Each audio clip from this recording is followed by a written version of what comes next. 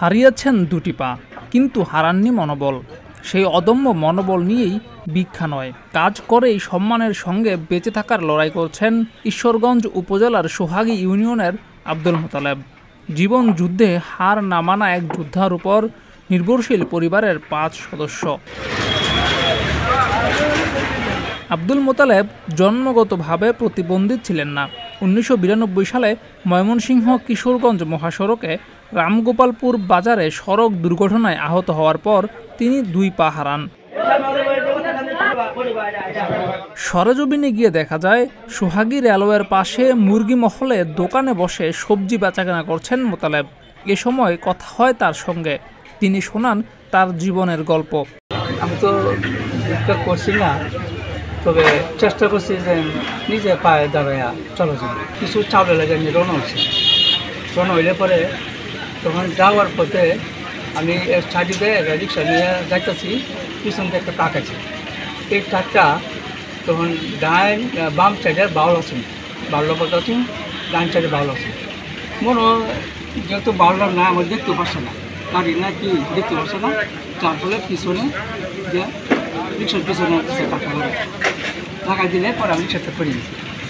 করে যাওয়ার পরে পরে আর পায়ে যাবে টাকা যাওয়া। পৈতৃক জমি ছিল 1 একর, সংসারে স্ত্রী, 1 ছেলে, 2 মেয়ে রয়েছে। ইচ্ছে ছিল ছেলে মেয়েদের পড়ালেখা শেখাবেন, কিন্তু হঠাৎ করে এলোমেলো হয়ে গেল সবকিছু।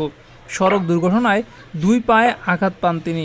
14 দিন চিকিৎসার পর বাধ্য হয়ে তার 2 পা কাটতে হয়।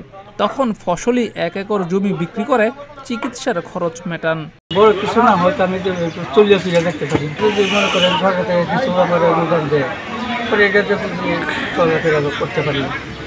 একটু ব্যবসার ক্ষেত্রে কিছু জানা আছে, চলে না, যার ফলে এই ছেলে ইনকাম করে খাওয়া চলাফেরা করতে চায়, আর আমারটা আমি চলাফেরা।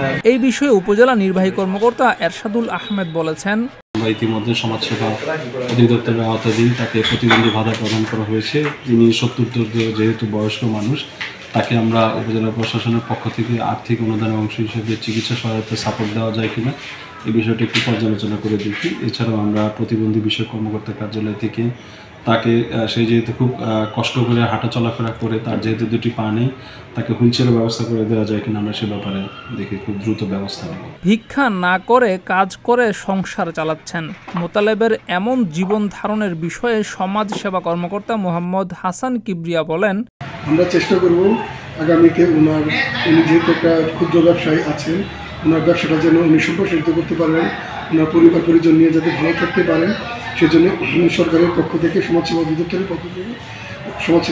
পক্ষ থেকে তাকে যতটুকু আর্থিক সহায়তা দেওয়া যায় ওনার ব্যবসা সম্প্রসারণের জন্য তার ব্যবস্থা আমরা করব।